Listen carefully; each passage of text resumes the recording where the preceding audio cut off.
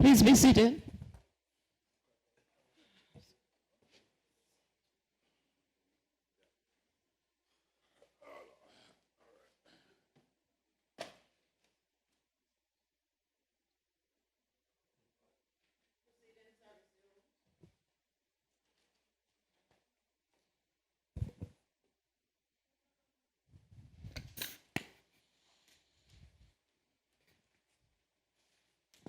Second readings, the Film Exhibition Cap Control Bill 2015. I recognize the Honourable Minister responsible for financial services. Thank you, Madam Speaker. Madam Speaker, I beg to move the second reading of a bill entitled the Film Exhibition Control Bill 2015. The bill has been duly moved. Does the Honourable Minister wish to speak thereto?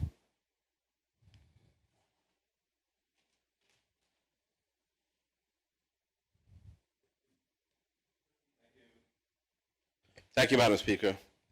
I do indeed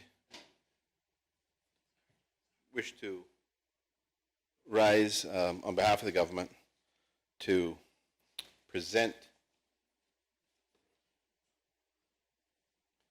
this bill, shortly entitled the Film Exhibition Control Bill 2015. The bill is for a law, Madam Speaker, to provide for the regulation of the public exhibition of films.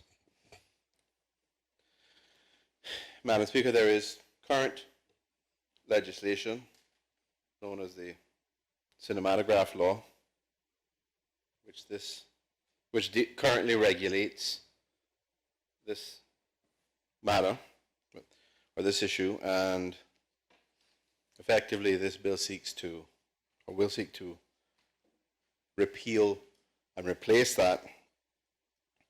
And Madam Speaker, it reflects the Ministry's efforts to modernize the framework of commerce legislation, to improve the licensing processes, and to improve provisions for effectively consumer protection.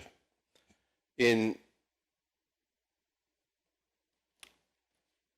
much of the bill, Madam Speaker,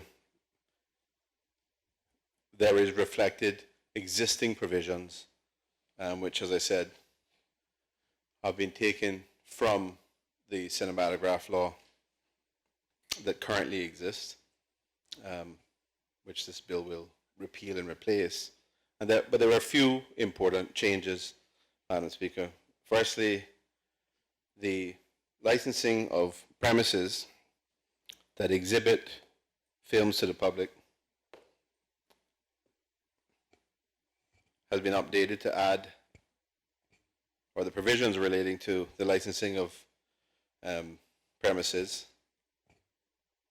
has been updated to add several, or deal with several minor issues that have been identified as being problematic. And this is all clearly integrated through this bill with the processes which the Department of Commerce and Investment will be implementing and have the power to implement through the new provisions. This allows the department, Madam Speaker, to better administer the premises licensing process and to use its enforcement officers, its trade officers, in a more efficient way.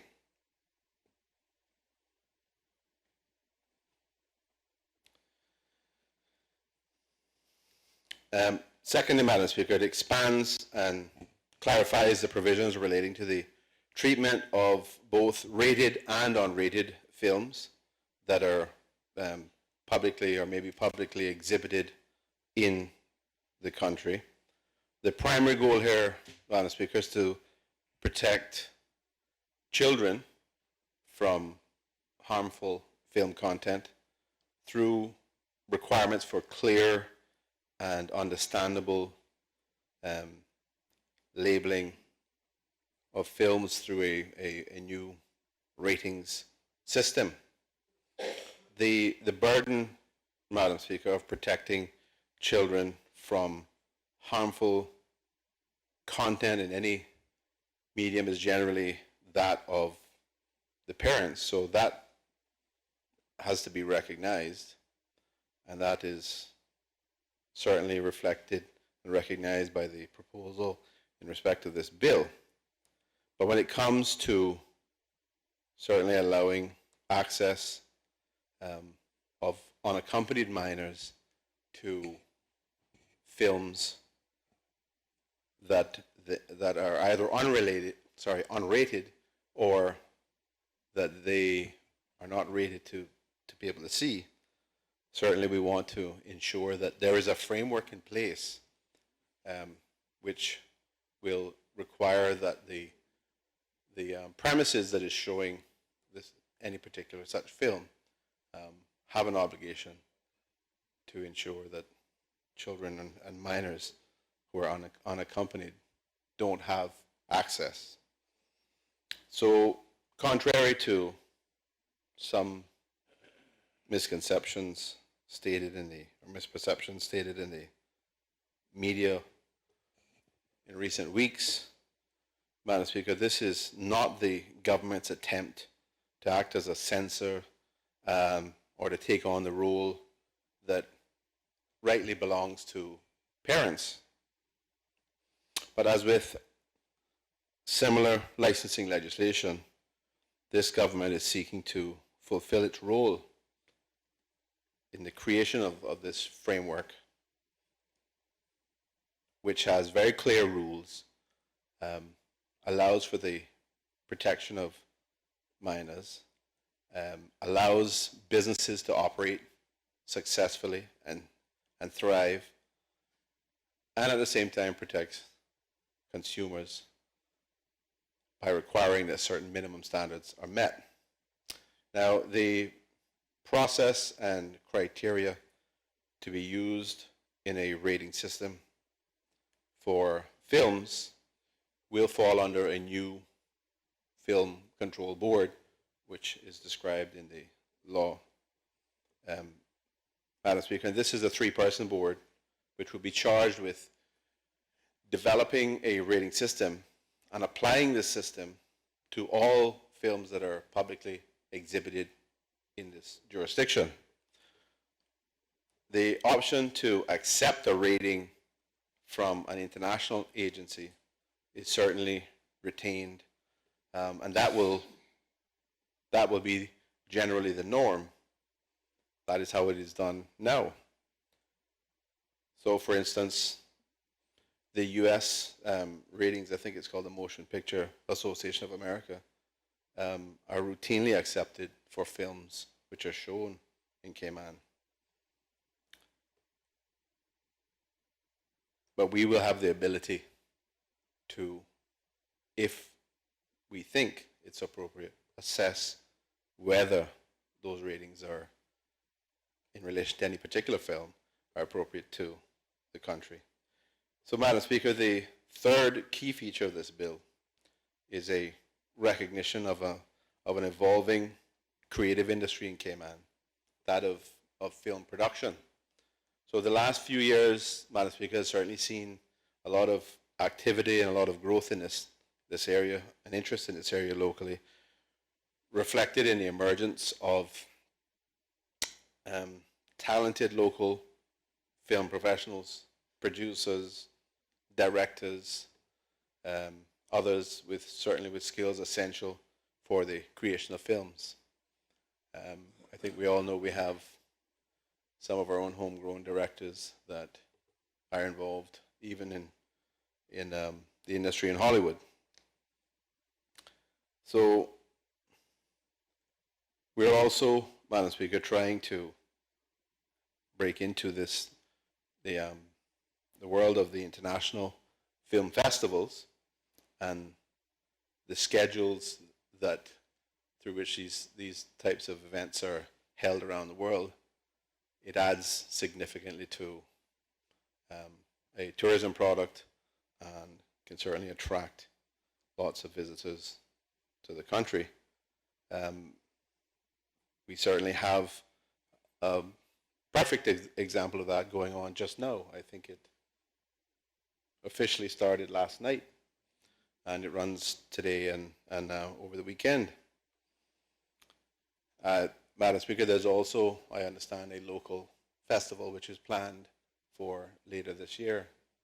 I think the 6th elected member from Georgetown may speak to this in some detail later if he wishes to, because I think he was directly involved with helping to organize that as the counselor for the Ministry of Tourism.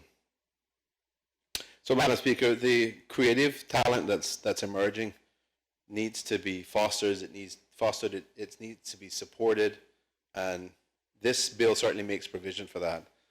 It creates a framework through which we can support that. And certainly, if locally produced films are to be shown to the public, we have to have a mechanism through which we can evaluate the content and assign a rating to these films to ensure that minors are protected. So in this way, Madam Speaker, there is the potential for significantly greater appreciation for local films, as consumers will have a better way of evaluating the choice of attending such an exhibition.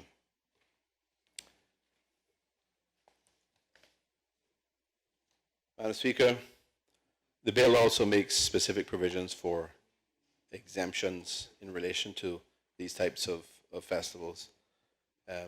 The government recognizes that these types of events are unique, and there has to be flexibility. You typically have the potential for large numbers of unrated films to be exhibited. Therefore, consideration is necessary to ensuring a balance between this positive international exposure and respect for our local culture. Clause 36, Madam Speaker, addresses the possible exemptions to be made, both in the rating of films as well as in respect of premises that may be used to exhibit these films. Madam Speaker, just briefly, there was one proposed amendment in respect to the bill which has been circulated, a minor amendment that we propose to deal with at committee stage, and that is seeking to provide for greater flexibility in relation to the department being able to consider special requests. Madam Speaker, I don't think that I need to go much more into the content of this bill. I think that is a useful summary, and I therefore commend this bill to this Honourable House for passage, and thank you very much. Does any other member wish to speak? Does any other member wish to speak? Final call. I recognize the 6th elected member from the District of Georgetown. Thank you, Madam Speaker. Madam Speaker, I rise very briefly to support the Film Exhibition Control Bill 2015 and to thank the Minister and his team for their work in modernizing the framework for the commerce and legislation to regulate the growing, what I consider growing film industry. As the Minister mentioned earlier, over about a year ago, we revived the Film Commission and transferred it over to the Department of Tourism under the Ministry of Tourism and Transport. And Madam Speaker, we're happy to announce that we launched, had a very, very successful launch of the Cayman Islands Film Festival last night. And the festival continues throughout the day today, concluding tomorrow night. And we've already started to see some of the benefits and results from that festival. Councillor Conley and myself had the privilege to meet with the Dean for Filmmaking from the UCLA. And she had some great insight into what she believes could be a thriving industry and a great partnership between the Cayman Islands and UCLA. Madam Speaker, we have on this island a lot of talent that will not be restricted to traditional occupations such as banking and financial services in a whole, and tourism even. These young people see things a little differently, and they have a story to tell, Madam Speaker.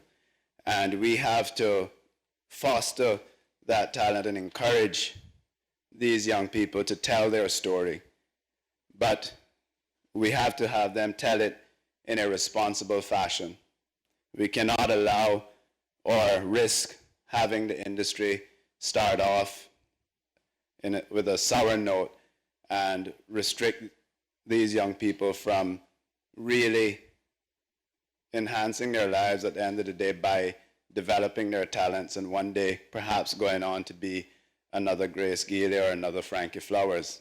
So again, I applaud the Minister and his team for putting this legislation together quickly and for their support and help in getting us through the necessary channels to have a successful launch of K-Film last night. So, Madam Speaker, with those few words, I thank you and the members of the House, and I think we will see in the years to come a growing industry here with film and the arts, visual arts, and I look forward to working along with the members in supporting this. Thank you. Does any other member wish to speak? Does any other member wish to speak? Final call. Does any other member wish to speak? If not, I'll once again recognize the Honourable Minister responsible for financial services if you wish to exercise the right of reply. Thank you, Madam Speaker. Just to thank my colleague who spoke in relation to this, and certainly all other honourable members of this House for their tacit support. Thank you. The question is that a bill shortly entitled the Film Exhibition Control Bill 2015 be given a second reading and pass. All those in favour, please say aye. Aye. Those against, no. The ayes have it. Accordingly, the Film Exhibition Control Bill 2015 has been given its second reading. The Land Holding Company Share Transfer Tax Amendment Bill 2015. Recognize the Honourable Minister responsible for Finance. Thank you, Madam Speaker. Madam Speaker, I beg to move the second reading of a bill entitled the Land Holding Companies Share Transfer Tax Amendment Bill 2015. The bill has been duly moved. Does the Honourable Minister wish to speak thereto? Thank you, Madam Speaker. Madam Speaker, I rise to present the Land Holding Companies Share Transfer Tax Amendment Bill 2015 on behalf of the government. Madam Speaker, this bill seeks to amend the Land Holding Companies Share Transfer Tax Law 2007 revision in order to ensure that the tax payable on specified transfers and for related and connected matters is consistent with the Stamp Duty Law 2013 revision. Madam Speaker, on the 26th of November 2012, this Honourable House approved the Stamp Duty Amendment Law 2012, which increased stamp duty rates to 7.5% for the conveyance or transfer of all immovable property. The 7.5% stamp duty rate meant that there was no difference in the rate regardless of the geographical location of property or whether the property was transferred to a Caymanian or a non-Caymanian purchaser. Madam Speaker, in addition to the amendment to the stamp duty law, in November 2012, there should have been an equivalent amendment to the Land Holding Companies Share Transfer Tax Law 2007 revision to also increase that rate to 7.5% on the transfer of land to or from a land holding corporation. The rates in the Land Holding Companies Share Transfer Tax Law 2007 revision are 4% of the taxable value of a transfer if the transferee is a Caymanian, and 6% if the transferee is not a Caymanian. Madam Speaker, this bill seeks to increase these rates to 7.5%, regardless of whether the transferee is Caymanian or non-Caymanian. And as a result of the Land Holding Companies Share Transfer Tax Law 2007 revision not being amended, the Lands and Survey Department has been charging the rates of 4% and 6% when it was the government's intention back in 2012 to charge 7.5%. Therefore, Madam Speaker, Clause 1 of the bill sets out the short title of the intended law, and Clause 2 amends Section 3, subsection 1C, subsection 2 of the Land Holding Companies Share Transfer Tax Law 2007 revision by replacing 4% and 6% with the 7.5% respectively. Therefore, Madam Speaker, I commend the Land Holding Companies Share Transfer Tax Amendment Bill 2015 to this Honourable House for passage. Thank you, Madam Speaker. Does any other member wish to speak? Does any other member wish to speak? Final call. Does any other member wish to speak? If no, I'll recognize the Honourable Minister for Finance if he wishes to reply. Thank you, Madam Speaker. Just to say thank you to my honourable colleagues for their tacit support and passage of this bill. The question is that a bill shortly entitled the Land Holdings Company Share Transfer Tax Amendment Bill 2015 be given a second reading. All those in favour, please say aye. Aye. Those against, no. The ayes have it. The Land Holding Companies Share Transfer Tax Amendment Bill 2015 has been given a second reading. The House will now go into committee to consider the bills.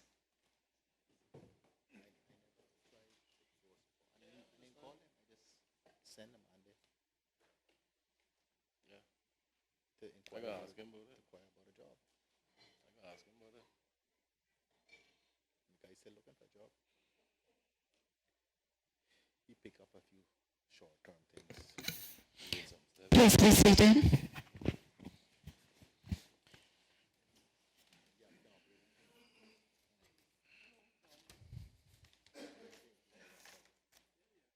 The House is now in committee. With the leave of the House, may I assume that, as usual, we would authorize the Honourable Attorney General to make minor corrections as such delight. And these two bills, would the clerk please state the bill and read its relevant clauses?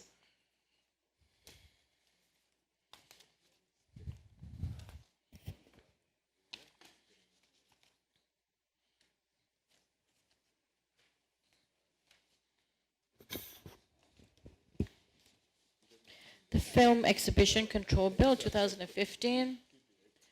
Clause 1, short title and commencement. Clause 2, interpretation. Clause 3, objection of the objects of the law. Clause 4, application of the law. Clause 5, establishment of the Film Control Board.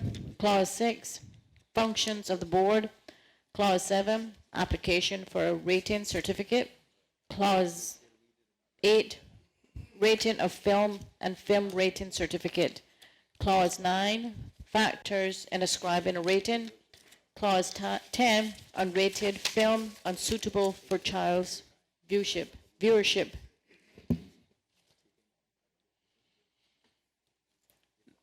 The question is that clauses 1 through 10 stand part of the bill. All those in favour, please say aye. Aye. Those against, no. The ayes have it. Clauses 1 through 10 now stand part of the bill. Clause 11, exemption when film rated by internationally recognized film censors. Clause 12, submission of list of film to be exhibited. Clause 13, validity of certificate. Clause 14, display of rating. Clause 15, change in rating. Clause 16, appeals against board decisions.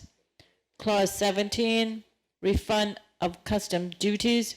Clause 18, suspension or revocation of certificate and penalty. Clause 19, penalties in relation to rating certificate.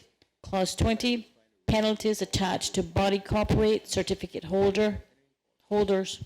The question is that clauses 11 through 20 stand part of the bill. All those in favor, please say aye. Aye. Those against, no.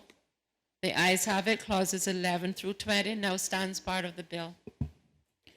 Clause 21, department as licensing authority.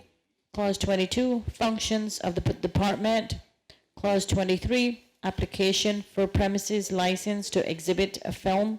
Clause 24, exempted public film exhibitions.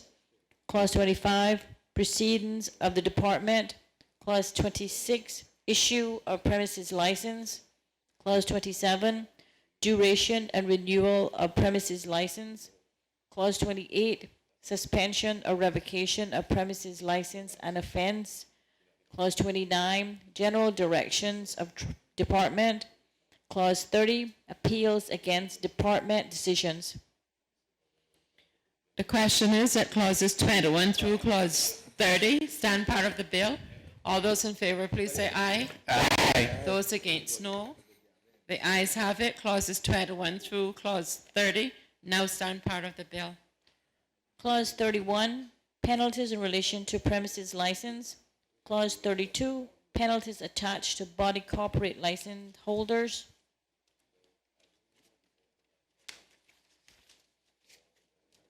Clause 33, enforcement by trade officers. Clause 34, power of search and seizure. Clause 35, prosecution requires consent of Director of Public Prosecutions. Clause 36, exemption from application procedures. Clause 37, fees, penalties, and fines, part of general revenue. Clause 38, regulations. Clause 39, burden of proof. Clause 40, amendment of schedules. The question is that clauses 31 through 40 stand part of the bill. All those in favor, please say aye. Aye. Those against, no. The ayes have it. Clauses 31 through 40 now stands part of the bill. Clause 41, repeal of cinematography law, 2009 revision.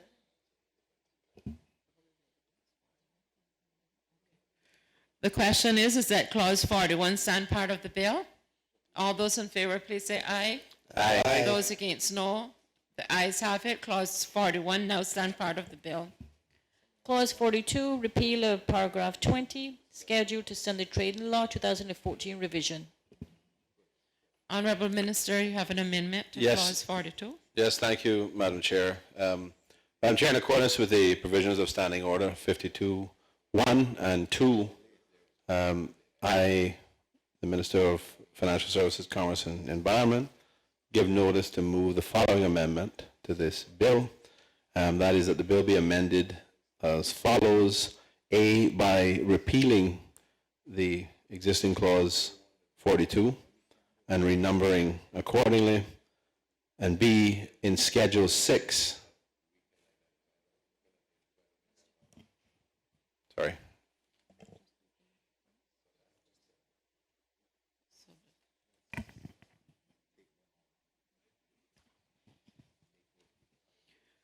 The amendment has been duly moved. Does the member wish to speak to the amendment?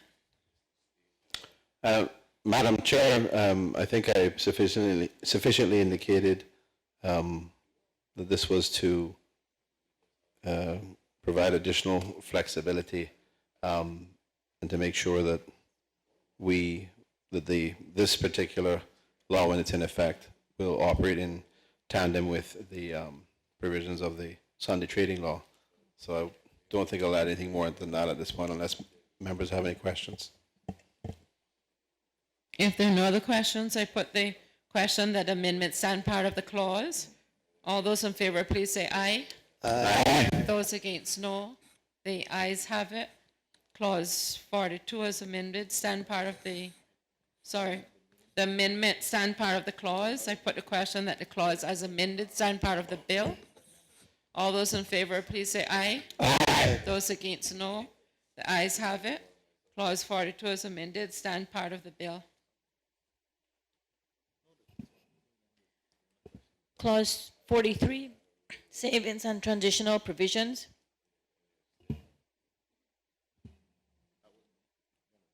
Schedule 1.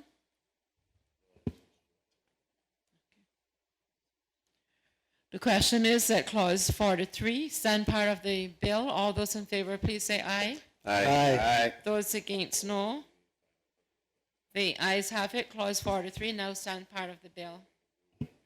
Schedule 1, the Film Control Board. Schedule 2, fees. Schedule 3, public film rating certificate. Schedule 4, film exhibition particulars. Schedule 5, public film exhibition premises license. The question is that Schedule 1 through 5 stand part of the bill. All those in favor, please say aye. Aye. Those against, no. The ayes have it. Schedule 1 through 5 now stands part of the bill. Schedule 6, the Film Exhibition Control Rules 2015. Honourable Minister, there's an amendment to Schedule 6. Thank you, Madam Chair. Madam Chair, I move an amendment to Schedule 6 by repealing subparagraph 2 of paragraph 3 and substituting the following subparagraph to a person who wishes to conduct the public exhibition of a film outside of the hours specified in subparagraph 1B shall submit a written request to the department, and the department may, after considering the request, grant permission for the conduct of the public exhibition of the film. Does the member wish to speak further to it? If not, I'll put the question. Madam Chair, I think it's fairly straightforward, so you could probably put the question unless members have an answer. Have a question. Member from Northside, you. I was just asking them a question if the public section that would include TV broadcast of movies and how you go regulate that in certain hours or what? Honourable Minister. Are you talking about a theatre? Because movies take many forms in this day and age. It's not just... Madam Chair, I thank the member for the question. This bill doesn't doesn't deal with the showing of films on the television. That falls, I think, under the control of the ICTA and the licensing provisions of that. That particular licensee, any particular licensee. ETA has consistently asserted that they don't regulate content.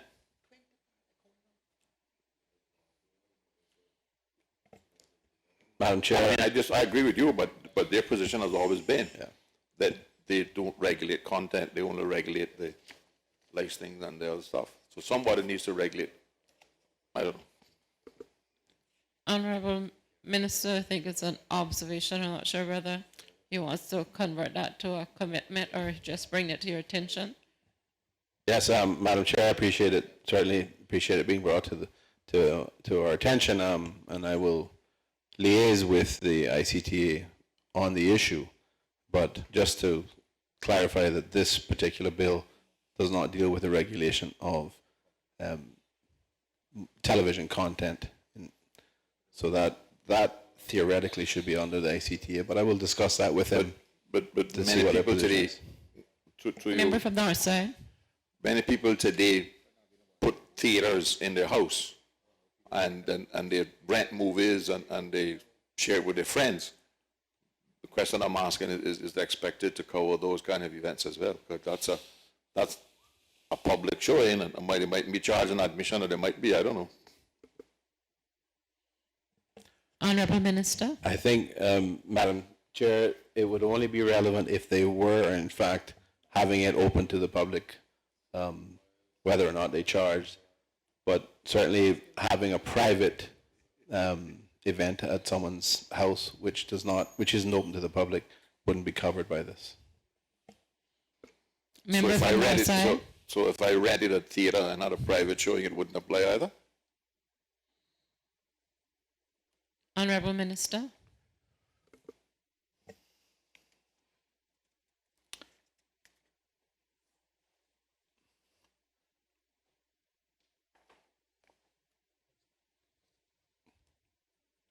Madam Chair, I will verify that. Just if you bear with me a moment. Thank you.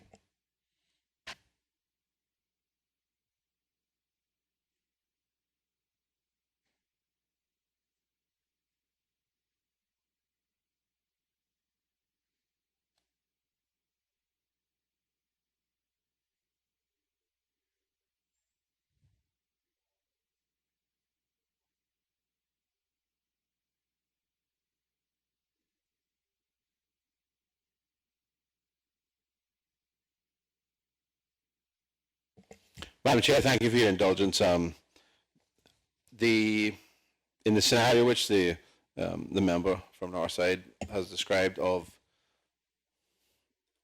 an individual or a business renting, for example, the cinema to show a private showing, that would certainly fall within the context of this, because that the cinema would be a licensed premises.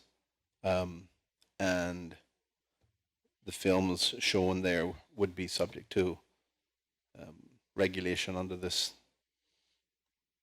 both the existing cinematograph law as it is, and this bill, once or if and when it is passed into law and commenced. If there are no further questions, I put the question that the amendment stand part of the schedule. All those in favour, please say aye. Aye. Those against, no. The ayes have it. The amendment now stands part of schedule. 6, I put the question that the schedule as amended now stand part of the bill. All those in favour, please say aye. Aye. Those against, no. The ayes have it. A bill for law to regulate the public exhibition of films, to repeal the cinematograph law 2009 revision, and to make provisions for incidental and connected matters. The question is that the title stand part of the bill. All those in favour, please say aye. Aye. Those against, no. The ayes have it. The title now stand part of the bill.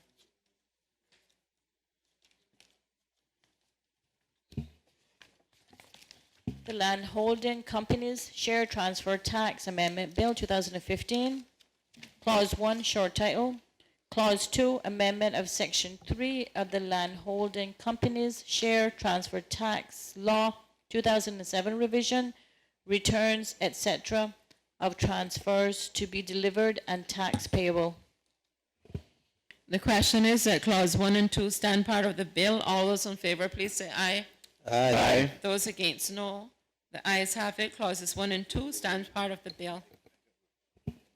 A bill for a law to amend the Land Holding Companies Share Transfer Tax Law 2007 revision to increase tax payable and specify transfers, and for related and connected matters. The question is that the title stand part of the bill. All those in favour, please say aye. Aye. Those against, no.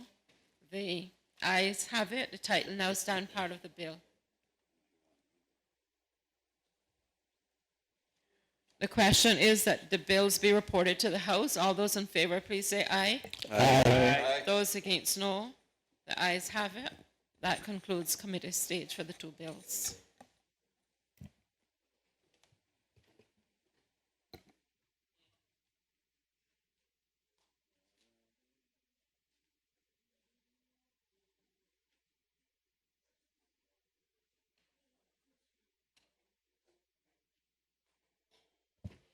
Please be seated.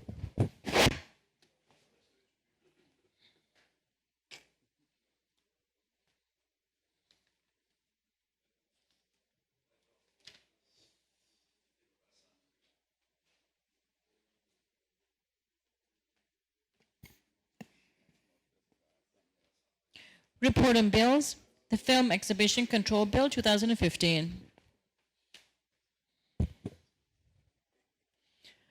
I recognize the Honorable Minister responsible for Financial Services to report on the bill. Thank you, Madam Speaker. Madam Speaker, I am to report that a bill shortly entitled the Film Exhibition Control Bill 2015 was considered by a committee of the whole House and passed with one amendment. The bill has been duly reported and is set down for the third reading.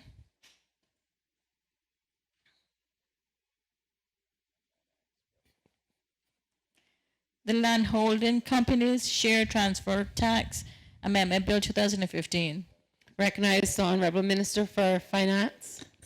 Thank you, Madam Speaker. Madam Speaker, I'm to report that the bill entitled the Landholding Companies Share Transfer Tax Amendment Bill 2015 was considered by a committee of the whole House without amendment. The bill has been duly reported and is now set down for its third reading. I recognize the Honorable Premier for the suspension of Standing Order 47. Thank you, Madam Speaker. Madam Speaker, I beg to move the suspension of Standing Order 47 in order that more than two readings of the bill may be dealt with in the same day. The question is that Standing Order 47 be suspended. All those in favor, please say aye. Aye. Those against, no. The ayes have it. Accordingly, Standing Order 47 is now suspended. Third reading. The Film Exhibition Control Bill 2015. Recognize the Honorable Minister for Financial Services. Madam Speaker, thank you. I move that a bill shortly entitled the Film Exhibition Control Bill be given a third reading and passed. The question is that a bill shortly entitled the Film Exhibition Control Bill 2015 be given a third reading and passed. All those in favor, please say aye. Aye. Those against, no. The ayes have it. The Film Exhibition Control Bill 2015 has been read a third time and is now passed.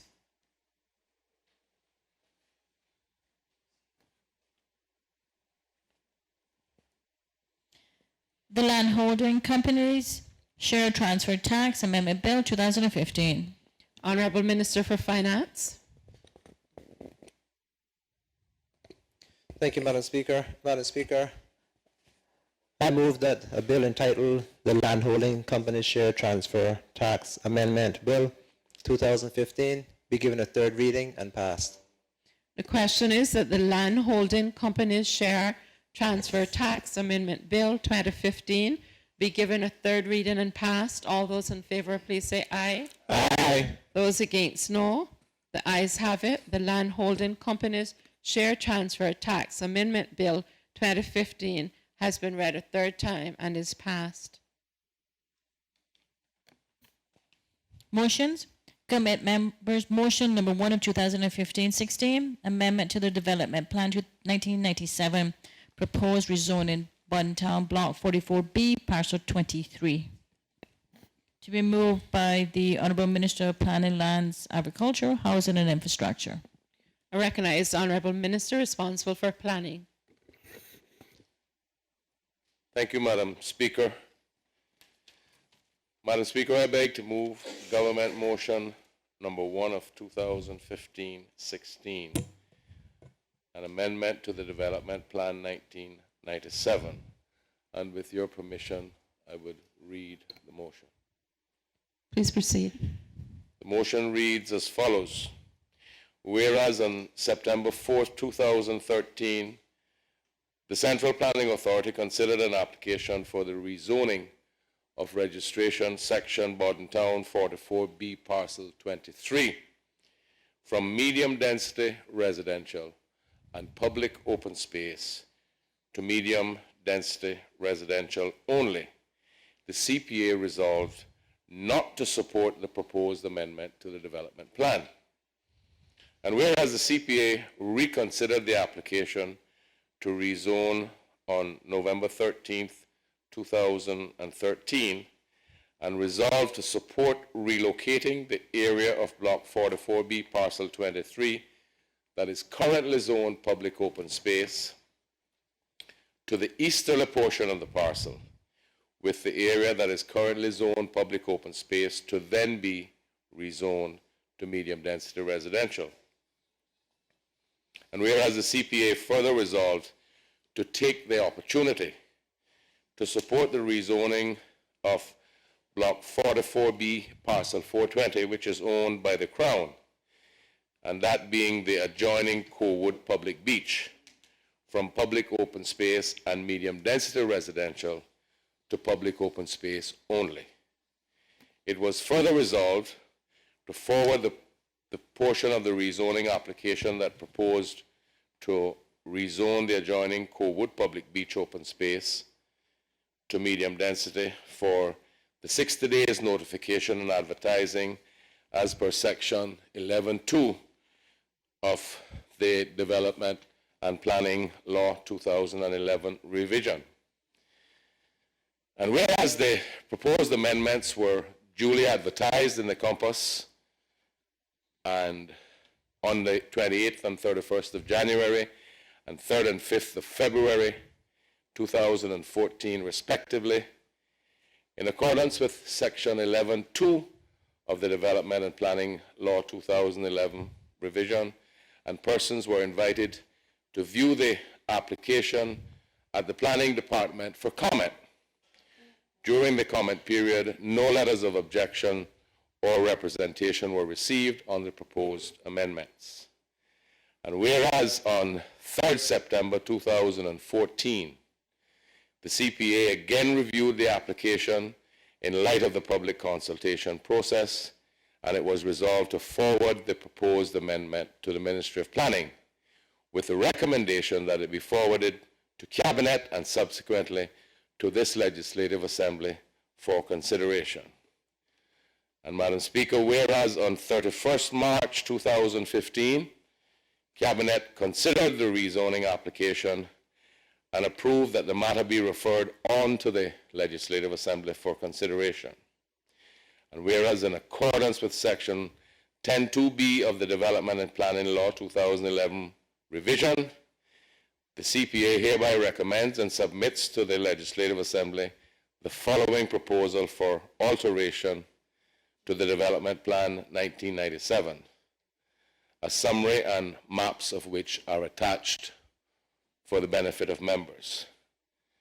Madam Speaker, be it now therefore resolved to rezone the area of registration, section Bodden Town, Block 44B, Parcel 23, that is currently zoned public open space to medium density residential, and to rezone the corresponding easterly portion of the parcel to public open space, and registration section Block 44B, Parcel 420, to be rezoned from medium density residential and public open space to public open space only.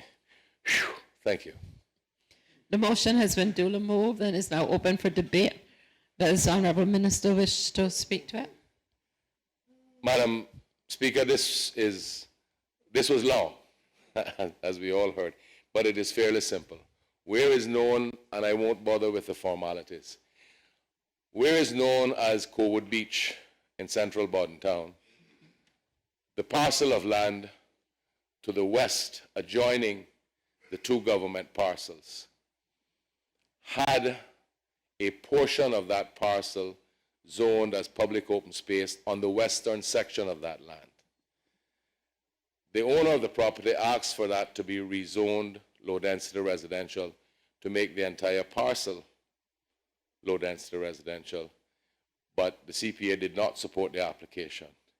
So when they looked at it as a compromise, what they said is that they would take the exact square footage of the portion on the west side that is that was public open space and put it on the east side of the land, which would be adjoining Cowood Beach, and then the owner would not have the encumbrance in between another parcel, but rather straight attached on to Cowood Beach. This application is to do that. And at the same time, the CPA recognized that one of the two parcels which make up what we call Cowood Beach now was still zoned low density residential. So the rezoning application is also seeking for that parcel to be rezoned as public open space, so that the corresponding portion, which will now be on the eastern side of the parcel, which is privately owned, will make the entire section public open space. And I would ask for all members to support the government motion, ma'am. Does any other member wish to speak, or does the aye an indication that we can move to the member for his right of reply? Honorable Minister. Madam Chair, thank you very much, and I think we can take the vote. The question is that be it now therefore resolved to relocate the area of registration section, Town Block 44B, Parcel 23, that is currently zoned public open space to the easterly portion of the parcel, with the area that is currently zoned public open space to the B zone to medium density residential, and registration section Block 44B, Parcel 420, to be rezoned from medium density residential and public open space to public open space only. All those in favor, please say aye. Aye. Those against, no. The ayes have it. Accordingly, government motion number 1 has been passed.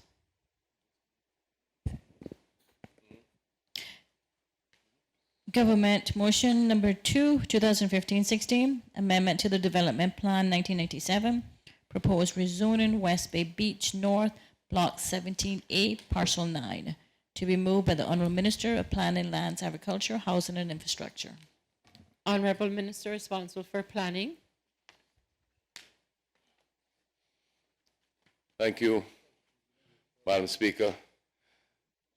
I don't think I'll have to take too many breaths with this one.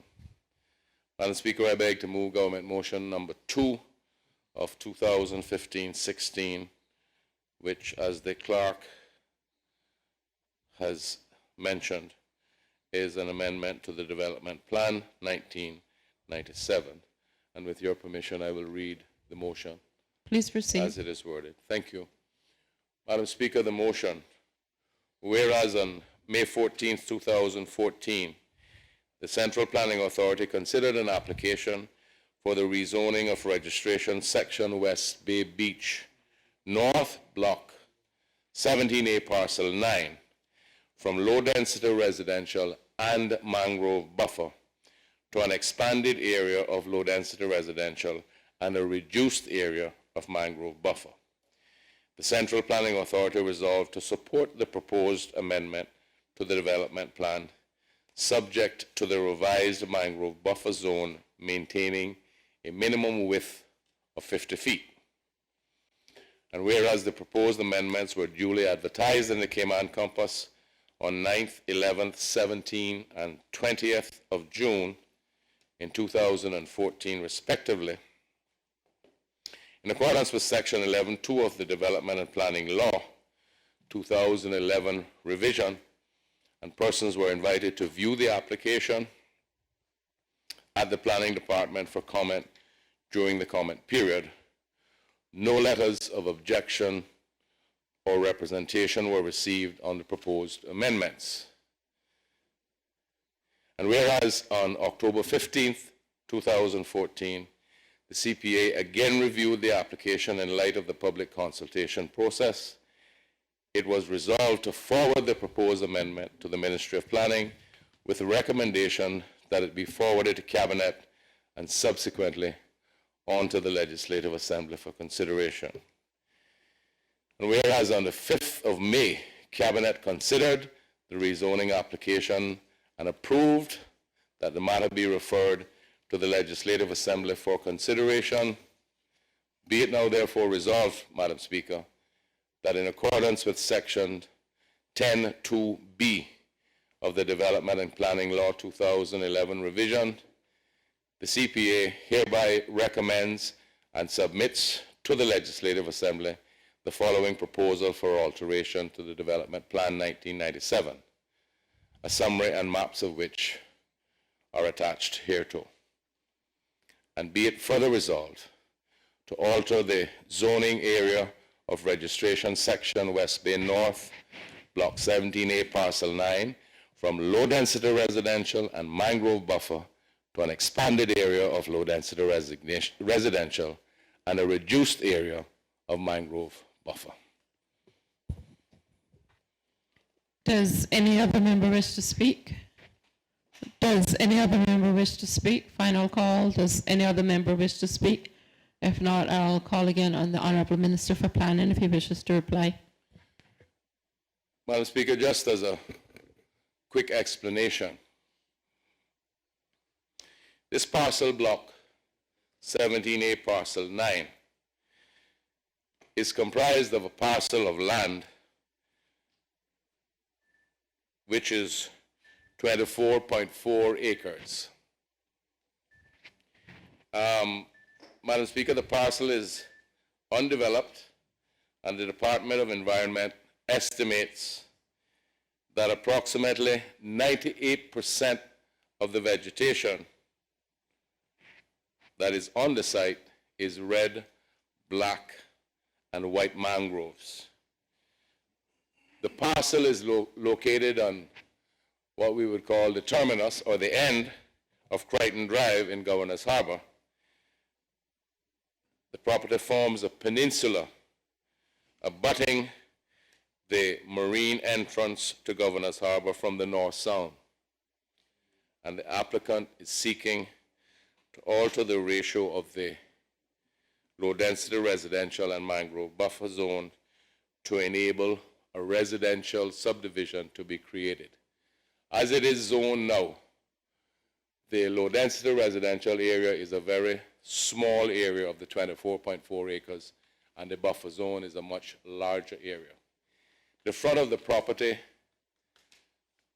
overlooking the North Sound is Iron Shore. And members will see that the map shows what is proposed, which retains, as per the Department of Environment's recommendation, a minimum of 50-foot width where is being proposed as a new buffer zone. Madam Speaker, in 2012, the applicant applied to the CPA for the parcel to be rezoned from low-density residential and mangrove buffer to low-density residential only, which would mean there would be no mangrove buffer left. When the CPA met on the 20th of February 2013, they resolved not to support that application. And I think discussion ensued. So in 2014, the applicant submitted a new application for amendment to the development plan, which requested for the retention of a portion of the existing mangrove buffer and the remainder of the parcel to be rezoned to low-density residential. After all of the necessary adds were done and there was a period of objections and no objections were received, the matter has been forwarded through the CPA to my ministry, on to Cabinet, and now here to the Legislative Assembly.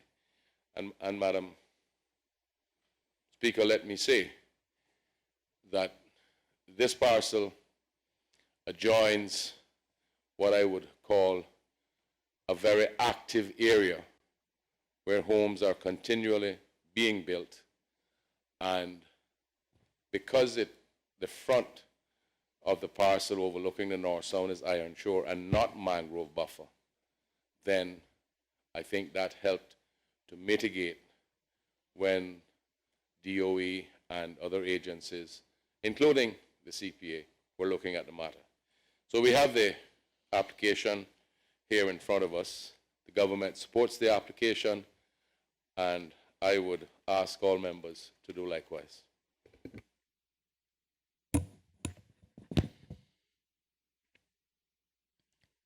Does any member wish to debate? This is a needed amendment for our standing orders, but nonetheless, does any member wish to debate? Final call. Does any member wish to debate? Do you wish to express your thanks for the tacit support, Honourable Minister? Madam Speaker, assuming that you are right, I so do. Thank you.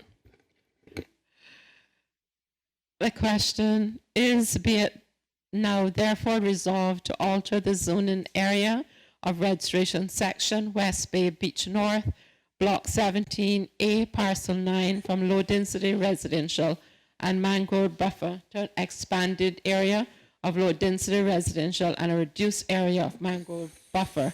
All those in favor, please say aye. Aye. Those against, no. The ayes have it. Government motion number 2 is accordingly passed. I recognize the Honourable Premier for the adjournment. There it is.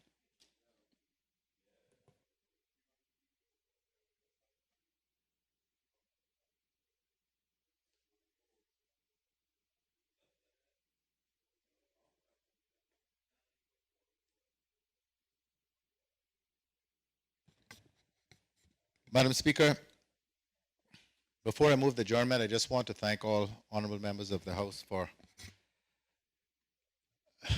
working with us to get through what was a very busy agenda and to get through Finance Committee. It's not record time by any means, but